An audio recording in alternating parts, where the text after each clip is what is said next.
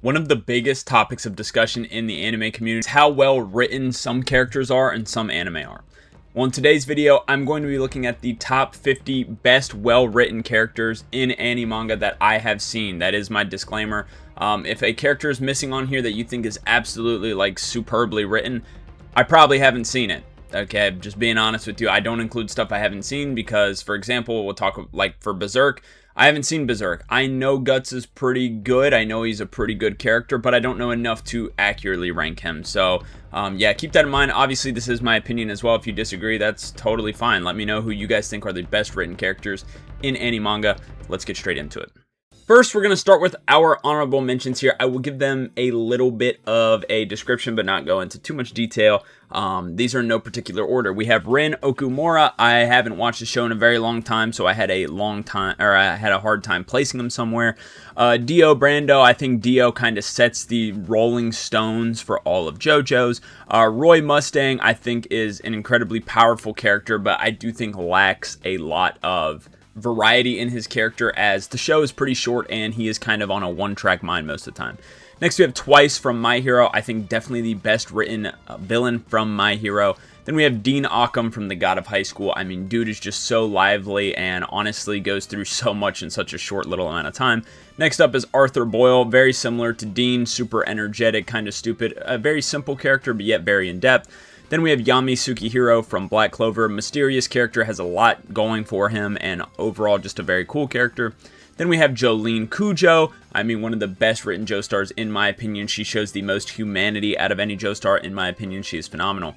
Then we have Scar from Fullmetal Alchemist as well. I mean, this dude is supposed to be a villain, but you can't help but feel bad for the guy.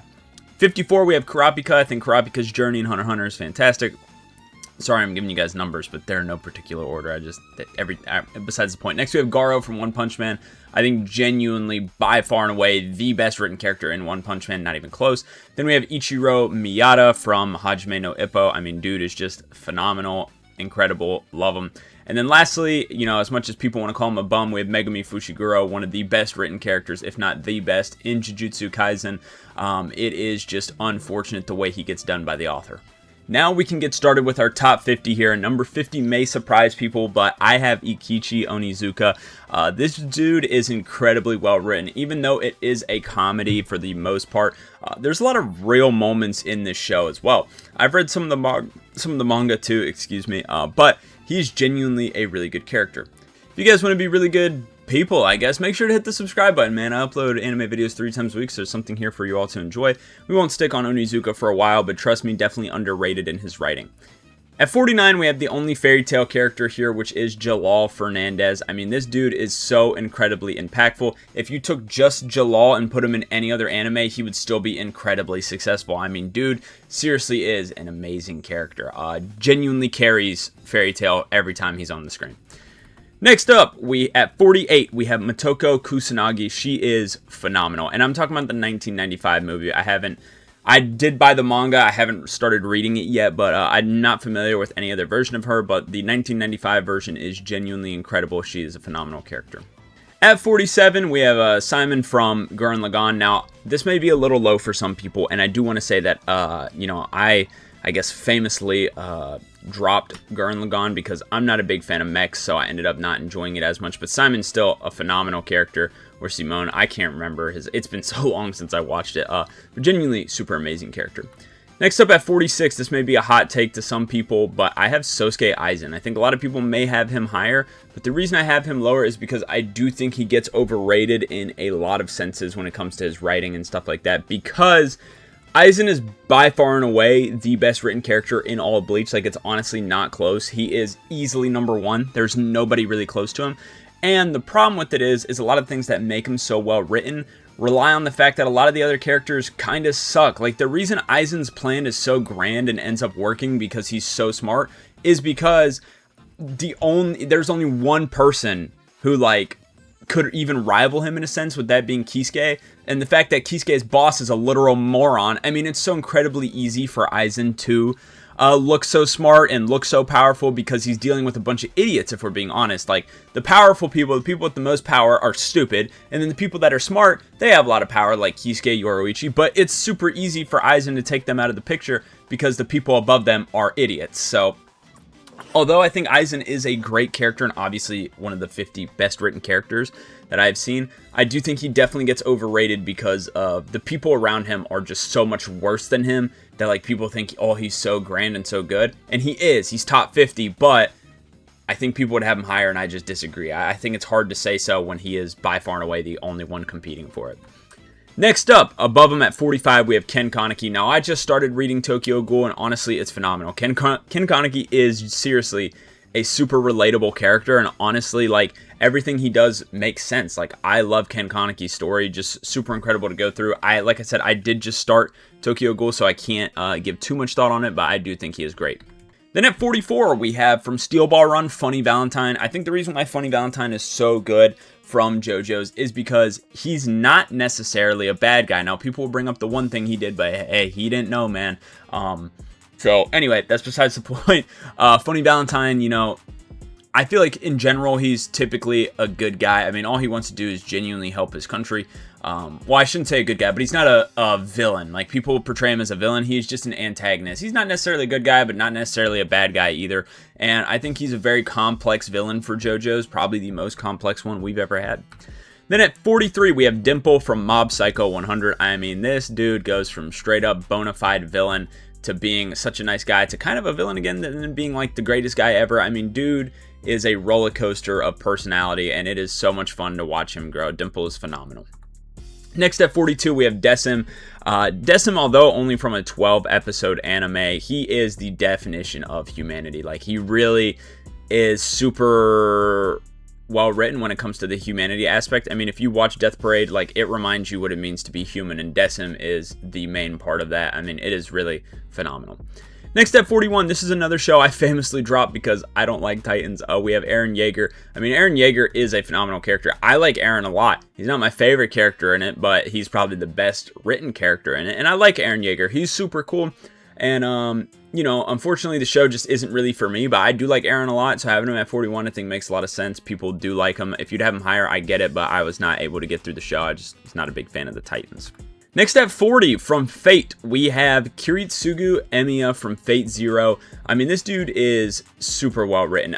By far and away, the best character in Fate, like, hands down in my opinion. I don't think there's a character even close to touching Kiritsugu, at least from Fate Zero. I mean, that's the only Fate that I have seen, and he is by far and away the best character. Not even close. There's not even somebody who's, like, close. Like, second place should be nobody, third place should be nobody, fourth place, fifth place, and then maybe sixth place you could place somebody, but there should be that big of a gap between Kiritsugu and number 2. I mean, he is such a well-written character.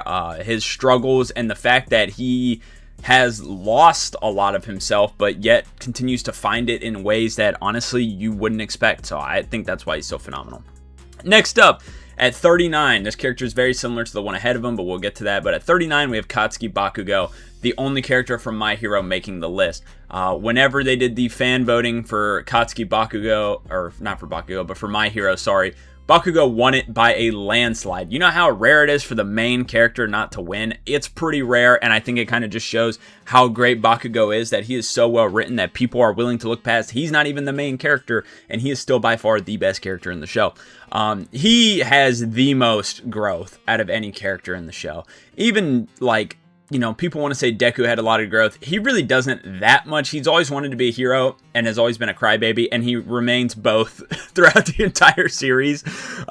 So, you know, Bakugo definitely shows the most growth as a character. I mean, when you meet him, he's borderline villain, and when he gets into the Hero Academy, I mean, they have to stop him from pretty much becoming a villain, and then he becomes arguably the most heroic character in the entirety of the show. I mean, the parallels for Bakugo are incredible, and the next character at 38 is basically just the older version of him. Definitely probably where Bakugo gets the inspiration from, and has been doing it a lot longer, so there's a lot more. At 38, we have Vegeta. I think Vegeta is phenomenal. The only character in Dragon Ball that has any one consistent writing and amazing writing, like both. There's other characters who have good writing at times, but then it's so inconsistent. For example, if you want to look at Tien from the original Dragon Ball, I mean, Tien was phenomenal in the OG Dragon Ball. Now look at him, nothing. The only character who has had consistent and good writing throughout the entirety of Dragon Ball is Vegeta. He is the only guy that has made somewhat any sense, honestly. And yeah, like I said, everything I said about Bakugo, kind of the same about Vegeta, but Vegeta's been doing it longer. Next at 37, we actually go back to JoJo's here. We have Yoshikage Kira. I think by far and away one of the best written villains in anime, and especially in JoJo's. If I'm not mistaken, this is the highest JoJo's villain on here, and that is because Kira is part 4. Part 4 without Kira is probably shit. I'm not gonna lie. You plug in almost any villain, and it's not gonna be great. But with Kira, he saves part 4, not only to me, but I think that with Kira, he's just like exactly what JoJo's needs. He's a very smart villain. He is confident, but not too cocky. He often plays cards that you don't expect, which is great for JoJo's. Like, he really makes the intellectual battles matter. Sorry, dude. The Kira one is getting me a little lost on my words. So we'll move on to 36 here, which we have L. Loliot from Death Note. Love L from Death Note. The thing about him is he's obviously not as complex as a character as his counterpart, which we'll get to later. But he is still an amazing character. He's a little bit quirky, a little bit weird, but nothing too crazy. At 35 ahead of him, I have pretty much an upgraded version, if I'm going to be honest. People might think that's crazy, but I have Ronpo Edogawa. I think Ronpo is very similar to L in a lot of senses. He's very quirky, very smart, but Ronpo definitely has more character to him, I think. Imagine L with like a little bit more outgoing personality. That's pretty much Ronpo. Ronpo is very similar to L, so yeah, that's why I have him at 35. At 34, again, already mentioned, I did not finish the show, so maybe he's higher, but I have Kamina from Gurren Lagann. I loved Kamina. Absolutely phenomenal character. Just so much about him. Super inspiring, super motivational, and like obviously his character makes a whole lot of sense, so I feel like 34 is fair. 33 through 31, we have a lot of characters inspired by the same person. And 33 is actually the original. We are going to have Hiei. And now I know a lot of people are probably going to know at least one of them that's coming up next. But for 33 and Hiei, and wondering why I actually have him last, even though he's the original, is, don't get me wrong, Hiei has phenomenal writing. Hiei is a phenomenal character, but a lot of people tend to forget that Hiei doesn't get much of this character till like the last 20 episodes. For a lot of the show, and yes, he's very cool for a lot of the show and is a decent character, but he really doesn't grow his character or expand on who he is until about the last 20 episodes of the show, which do a phenomenal job, by the way. Like, I liked Hiei a lot before those episodes hit, but then when you get to the last 20 episodes, it's like, dude, Hiei genuinely becomes a generational character. But the two I have ahead of him, I think just get that character development way sooner and last way longer. 32, we have a character from a anime that comes out next year. We have Chihiro Rokihira from Kagurabachi. I don't know why I was forgetting that. To me, he's very similar to Hiei in a lot of ways. I do think he is better because obviously he gets main character treatment, so it's a lot easier for him to grow as a character because he is the main character, so yeah. And at 31, obviously we have the perfected version of Hiei. Everybody knew this guy would be here. If Hiei was here, we have Sasuke Uchiha. I mean, he's pretty much Hiei, but just like perfected. Like, Hiei was like so fucking strong as a base, and then Sasuke just upgraded him slightly. That's pretty much what he is. Now at 30, we'll move back to JoJo's Bizarre Adventure here. Although I really hate to say it, we have Johnny Joestar. I think Johnny Joestar is so well written. I just have a problem with Johnny in that people think he's a good guy.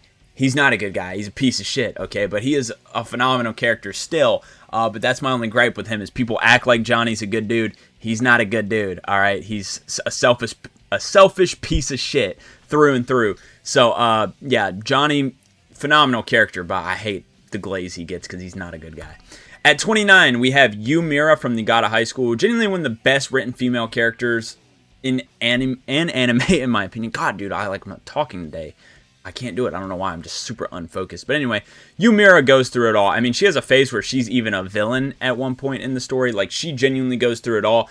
And her big thing, the reason why she is so incredible, in my opinion, is I don't want to call it a crash out, but I mean, she loses it all, man. I mean, she seriously has to resort to losing to win.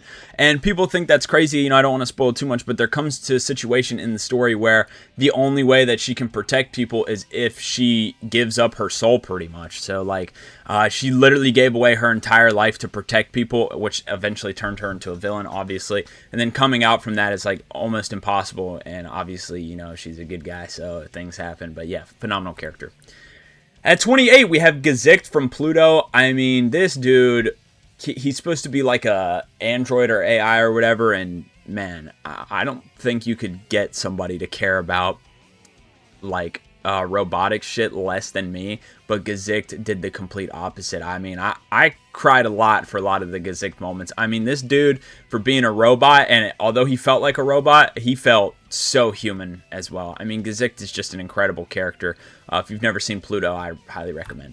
At 27, back to Hajime no Ippo, we have Takeshi Sendo. Definitely my favorite character and super well written in Ippo. A lot of the characters are written phenomenally, but a lot of them don't have too much screen time / time in the manga, which is why they don't make it on here.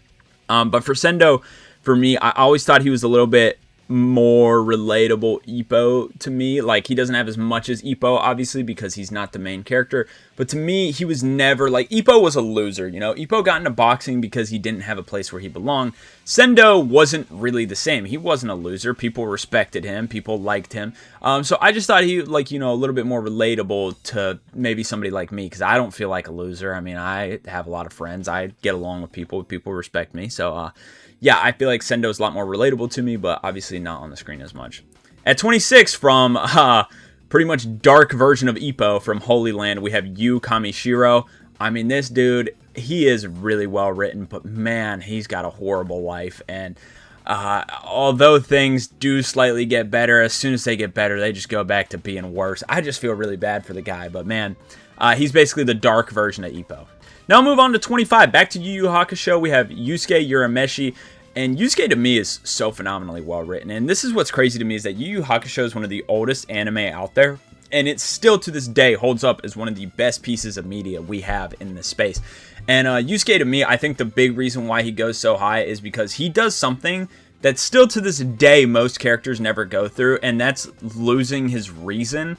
There's a very important part in Yu Yu Hakusho, a lot of important parts. You know, that's kind of Yusuke's whole downside, is that, like, he often forgets the reason why he's doing what he does. Like when he goes to Dark Tournament, he forgets why he's there and forgets his purpose in life, what he's supposed to be doing and why he's doing all this.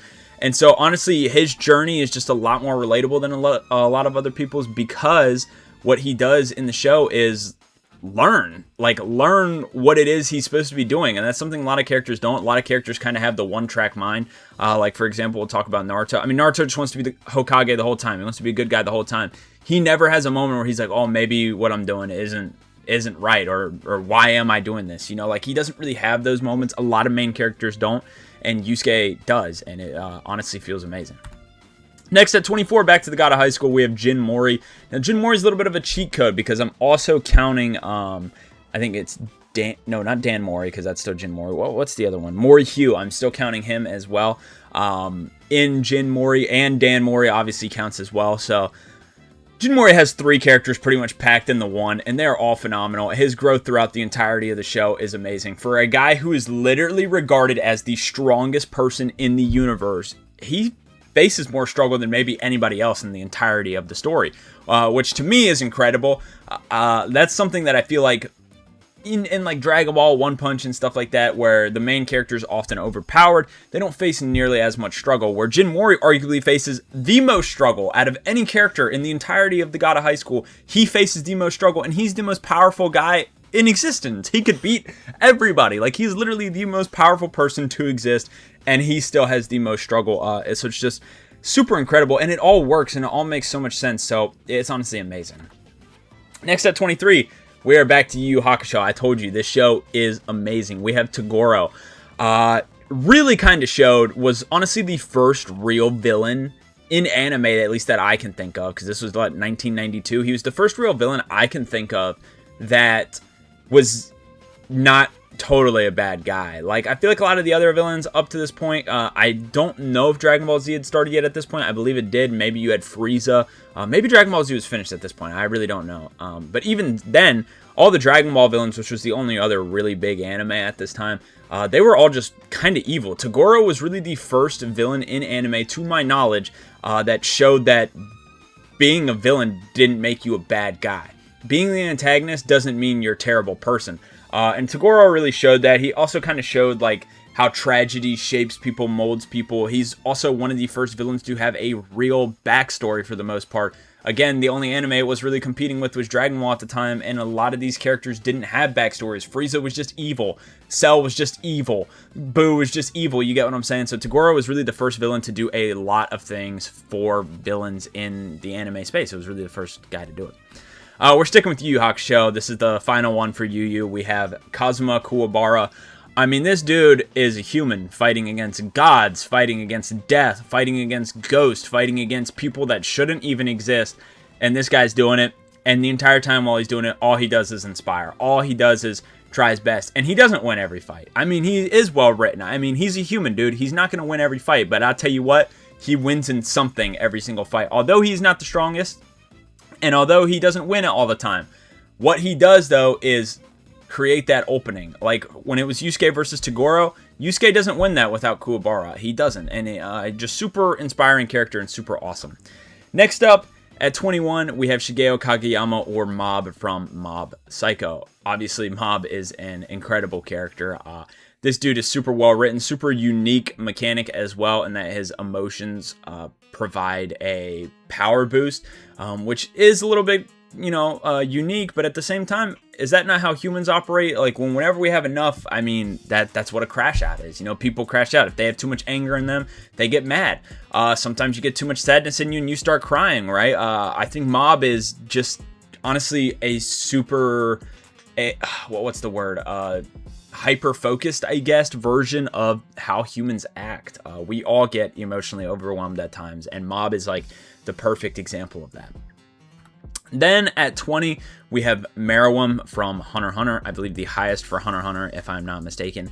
Meruem is phenomenally written. Everything I said about Toguro is pretty much the same with Meruem, except he wasn't the first, obviously. But at the same time, I've got to believe that Meruem was inspired by Toguro. I mean, they're written by the same guy. They go through a lot of the same phases. Meruem being arguably the strongest guy in the world, if not the smartest, strongest being in the world. And he had every reason to be evil. He was created to be evil, and he still ends up coming out as a good guy and showing that tragedy works both ways. It helps in the good, it helps in the bad. And the world doesn't have enough time for evil. I think Meruem is a super dynamic villain and honestly incredible. At 19, this is the highest for the God of High School. We have Daewee Han. Daewee Han is the most well-written character in the God of High School. And a lot of people are not really happy about this when it happened. I know, because I remember the author writing stuff about it, and he said he was getting a lot of hate for this. But Daewee Han, for a long time in the God of High School, is the main character. He is the main character in the God of High School for a very long time. And even when he's not the main character, he is the secondary main character. So he is pretty much the main character throughout the entirety of the story, even more than Jinmori. Although Jinmori is the main protagonist, Daewee Han is the protagonist for a very large part of the story. A very, very long part of the story. He is the main character. And even without that, he's in the spotlight 24/7. He's not like Mireyu, where she lost herself, so she's not in it all the time. Daewee Han is in it the entirety of the story, and in the entirety of the story, he faces just as many problems as Jinmori, and his problems he's kind of faced with on his own. The reason he becomes the main character is because Jinmori is not able to be there, and so it's just him by himself. He lost his girl, he lost his best friend, he lost his family, he lost everything. He really was a crusader kind of going on his own, and you really get to see every part of him in the story, and it's really phenomenal. At 18, the highest for Ippo here, we have, well, Ippo. I mean, Ippo is a super well-written character. I mean, you cannot watch Ippo and not get inspired or not feel some sort of way. Like, you have to feel good after watching this. Like, the dude is just so well written that it'll just make you want to do good in life. No matter what it is you want to do, he's just like not only inspiring, but man, he just makes you want to be a better person. And having a character do that, I mean, they're got to be well written, right? But then at 17 we have Edward Elric. I mean, this is the definition of what a brother should be. This is the highest for Full Metal Alchemist as well. He is the definition of a brother. He is, and you know, family is obviously super important to a lot of people in the world, and Edward is probably the biggest example in any manga of what family should be. So pretty simple. At 16, the highest for Death Note, obviously we have Light Yagami. Light Yagami is everything I said about L, but so much more. Obviously he has the whole god complex thing, and he pretty much has the devil on his shoulder, Ryuk. I know Ryuk's a separate character, but obviously plays into a lot of Light's character. So Light is constantly like a revolving trapdoor. You never really know what you're going to get with him. Eventually he drives himself insane, obviously, and it shows the negatives of being in a situation like Light, or even mentally being in that situation thinking you are having that god complex and having things go too far, whether it be a god complex or not. Because I do like to believe that Light's god complex was a little more than what that typically is, but that's besides the point. Just a super complex character, and honestly a lot to him. At 15, right above him from Trigun, we have Vash the Stampede. This dude, to me, is just so phenomenal. I mean, not only is he funny, not only can he be serious, but this is a character who kind of takes everything and puts it into one. I mean, he is... This is going to sound crazy, but if you've read both, then maybe you could see the comparisons. He's pretty similar to Spider-Man, honestly. He makes a lot of mistakes. He is arguably the strongest guy at all points in life. There might be some people stronger than him, but he ends up becoming stronger, which maybe that's not the same for Spider-Man, obviously. But like in terms of their personality, they're very similar. They like to goof off, man. They are experts in their field.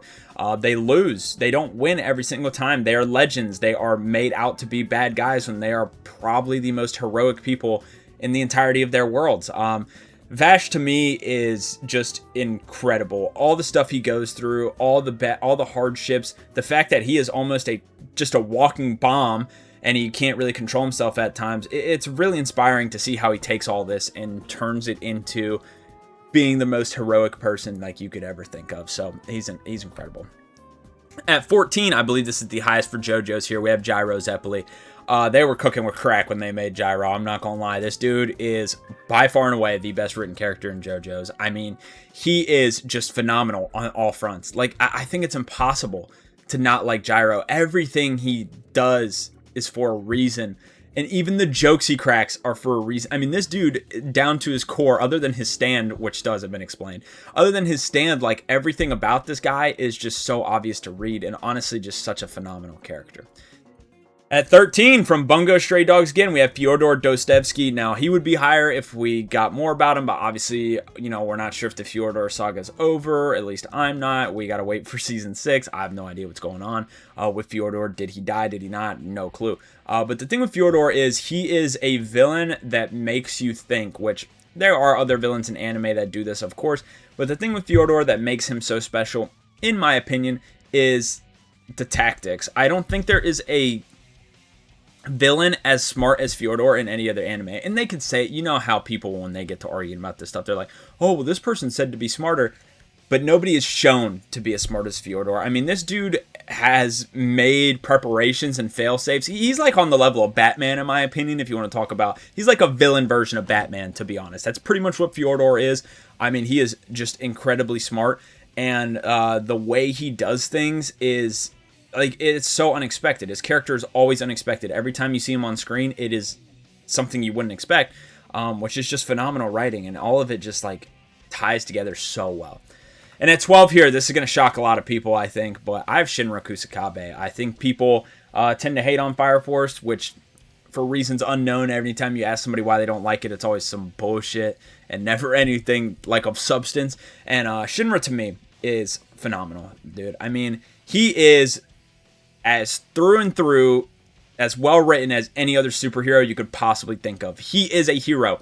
He faces the hardships. He has the troublesome past. He has the troublesome life. He goes through it all. He has everything it takes to be a superhero. And then, not only on top of that, he goes through the entire thing of going through reality. Like he has lived through multiple realities. When you get to the end of the show, he sees things that no other character in almost anything has ever understood. It's more than a fourth wall break. It's not Deadpool talking to the viewer. It's like he became human almost, like literally. So just super well written superhero, genuinely phenomenal character. At 11 here, this is no surprise. You knew this guy would be on here. We have Kenzo Tenma from Monster. Just a phenomenal character. I mean, seriously, this guy, it's like almost, it's going to sound so stupid. It's almost like if Doctor Strange never had powers. Like, he goes through a lot of the similar shit with Doctor Strange, but human. Like, he's human, you know? All he can do is train, and that's it. He's an incredible doctor. He has tragedies happen. He has people come back from his past to haunt him. He has kids he has to take care of. Yeah, he has so much stuff in his life, and it is genuinely the epitome of, like, mental capacity. Like, Tenma was at his breaking point very early in the show, and this just is a character that really exemplifies getting through crisis. But now we move on to our top 10. This is another character I think a lot of people would obviously have in the top 10. But at number 10, we have Thorfinn. This is one that, you know, maybe people would have higher, but I haven't finished the show yet. So I've only seen some of the anime, so I can't really say too much. But I love Thorfinn. I think he is phenomenally written. And obviously, people have him as one of the best written characters because he is. I mean, there's like no flaw in this dude's character. It's just he's a little bit lower than maybe some people would have him, which 10 being low is crazy. But still, I don't, you know, I haven't watched all of it, so I'm not sure. Then at 9, 9 and 8 should honestly be in the same spot because they're two of the same coin. At 9, we have Kakashi, and at 8, we have Obito. They're different sides of the same coin, right? Kakashi and Obito, each from Naruto. Obviously, I love Naruto and stuff, but they have some well-written characters, these two being them, exactly. I mean, Kakashi is, throughout the entire show, a guy that we see so much about. And it's like, you get a lot of insight as to why he is the way he is. And obviously there's that famous scene with Sasuke where Sasuke is like, what if I took everyone you ever cared about and I killed them? How would that make you feel? And he's like, well, you can't because they're already dead. Like, that moment was the realization for everybody in the show, I think, that Kakashi probably has the shittiest life. But not only that, but he was kind of the opposite, or the realistic approach, I should say, of tragedy and being good at the same time. We saw what Sasuke did. We saw the route Obito went down. I mean, while I'm talking about Kakashi, I'll talk about Obito too, since he's right ahead of him. We saw the routes that they went down. Kakashi went down those same routes as Sasuke, the same routes as Obito. I mean, that's why Kakashi was able to teach Sasuke the Chidori, because he saw so much of himself in him. But Kakashi was the only one who didn't go down that wrong path. Obito honestly didn't really have a choice, you know, I will say. I will give him some credit there. He was almost forced into it. He had somewhat of a choice, but he still was obviously forced into it. Sasuke really wasn't, and Kakashi kind of showed that that's he got to the breaking point of any person should get to, and still was able to manage to come out as a better person. So just super phenomenally written character. At 7, again, another character you knew he was going to be on here, Johann Liebert. I mean, the definition of... Is psychopath the right word? I don't know. But he's like the definition of... honestly... human horror, if that makes sense. Because somebody like Johann could exist. Now, I don't think they could go to the lengths of Johann in the current days we live in. I think people would catch on to it now. We are equipped with a lot better... gear and a lot more knowledge on stuff, so I don't think they could go as far as Johann was going, but someone like Johann in a small sense could exist. Johann is very scary because he's realistic. Johann could happen. Johann could have happened back when the story takes place. Now, let's all be glad he didn't. But a mini version of Johann could exist in today's world. He could, and it would be genuinely scary and genuinely phenomenal at the same time. Like, he would go down as a legend if the story would ever get out. But with Johann, the story probably never would get out. And the thing with Johann is, like I said, he is realistic and he is scary. He actually puts fear into people that watch the show. The fact that somebody could do this, somebody could do everything Johann has done. Like, it's not out of the realm of possibility, and everything he says and does makes sense, and he's super complex, obviously with the mental issues he has and stuff, and it's scary that a guy like that could exist, and it's kind of, the writing has proven that. Next up at number 6, we have Lelouch Lamperouge. I love Lelouch. I think Lelouch is so phenomenally written because, and maybe this is a little bit personal bias, but whenever I watch Code Geass and I watch Lelouch, everything he did, I'm not gonna say that I predicted it, but I put myself in the character's shoes oftentimes when I watch shows. Everything Lelouch did, I probably would have done. The only thing I probably wouldn't have done is when he accidentally caused that giant massacre when he was talking to the princess or whatever. I probably would have had no reason to say that shit. I'll keep it a buck. Like, he was getting a little cocky. I do get cocky, so maybe I would. I don't know. But to me, he's very relatable to me, but also in a sense that, like, you know, I know I'm a real person, and the fact Lelouch should do everything that I would do shows the realism behind him. It takes place in a world that does not exist and never will exist. Let's be honest. But everything he does still is real. It's very real. It feels very real. It feels like something that he would do. So, yeah, that's why I have him so high. I mean, a lot of these characters in the top 10 just feel like genuine, real people, which is why they go so high. At number 5, Bungo Stray Dogs again. We have Osamu Dazai. I think Osamu Dazai is phenomenal.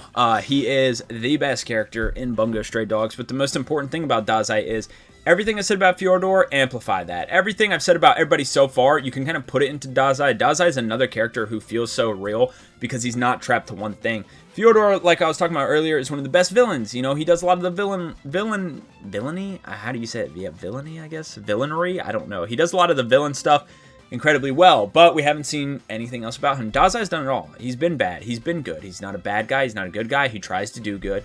He has his mental issues. Obviously, I mean, he wants to kill himself all the time. He's funny at times. He's super powerful. He has tragic backstories, has friends, losses, all this. Dazai is very close to being a real human. Obviously, incredibly smart and super complex, which makes him a very well-written character. But he is incredible. He really is. I mean, is everything in a human in one. I just have 4 characters that I think are better. At number 4, we have Reigen Arataka from Mob Psycho. This guy shows the meaning of love, honestly. Although it's not like love romantically, he shows what it means to love somebody, you know? And it's the strongest out of any character, I think. Any character in anything.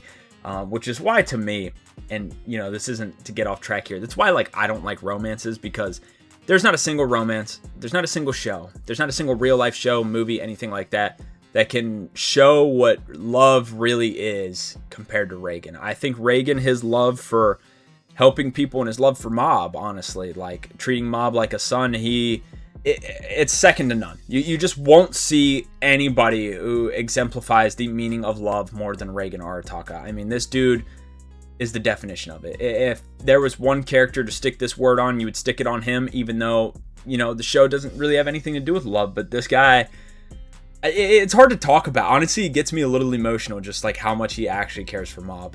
Seriously, if you haven't watched Mob Psycho, you gotta watch it. He is a phenomenal character. And he's hilarious too. It's not like he's super serious. Like, he is the best. But next at number 3, from Cowboy Bebop, we have Faye Valentine. I know, and not the person you were expecting, but Faye Valentine, absolutely the best written character, or the best written female in anime, 100%. At least from what I've seen. Her backstory is incredible, and everything about her is just incredible, super realistic, and I don't want to say too much for reasons I'll explain in a bit, but everything about her, as human as it gets. I think the only reason I have her number 3 is because she is a woman. I know that's going to sound crazy, but I'm not a woman, right? I can't relate to her that much. But, I mean, just as real as they come. Seriously, like, one of the realest characters ever. At number 2, we have Madara Uchiha. I think the definition of what a villain should be. The greatest villain in all of anime. And the reason why is because Madara doesn't have a single flaw. The only bad part of Madara is how he got plot holed out of the story, but you can't really blame him for that. In terms of his writing, Madara does everything a villain should be. Villains should be scary. Madara is scary. Villains should be powerful. Madara is powerful. Villains, a very well-written villain, should be involved. He is involved in the entirety of the story, whether it's from the shadows, whether it's in the light. He is involved the entirety of the time. Progression, change, he has all of that. He goes through everything a main character would. He grows as a character. He gets stronger. He changes his values, his views. I mean, anything you could ever want in a character is in Madara Uchiha. He is the greatest villain of all time, in my opinion. He has no flaw to him. There's nothing wrong with Madara. And I mean, I seriously implore you guys who maybe might be questioning how he is this high, let me know in the comments. What is wrong with him? Like, I cannot think of a single flaw that Madara has. He is a perfect villain. There's not anybody you would want as a villain over Madara, in my opinion. He does everything perfectly. And at number 1, this is why I didn't want to talk about it too much earlier, I have from Cowboy Bebop, Spike Spiegel. Spike Spiegel to me is the most relatable character to me, the most human character to me in anything. Even real life. Spike Spiegel is more human to me than some people I meet in real life. That is how well this guy is written. I seriously don't know how they did it, but to me, this guy is human. Like, Spike is not a character. Whenever they were making the show, it's like they didn't give him lines. They didn't animate him. He was just doing it. Like, this guy feels so incredibly real. And Faye is very similar, which is why I didn't want to talk about it too much, because I had to get to Spike. But I relate to Spike. I am a dude. I can't really relate to all the stuff Faye goes through. But Spike is as real as they come. I mean, this guy is, like I said, more human than a lot of humans. That is incredibly hard to do. That is arguably impossible. And Spike, in my knowledge and in my existence, is the only person, in my opinion, to do this. The only characters that may come close is maybe somebody like Spider-Man.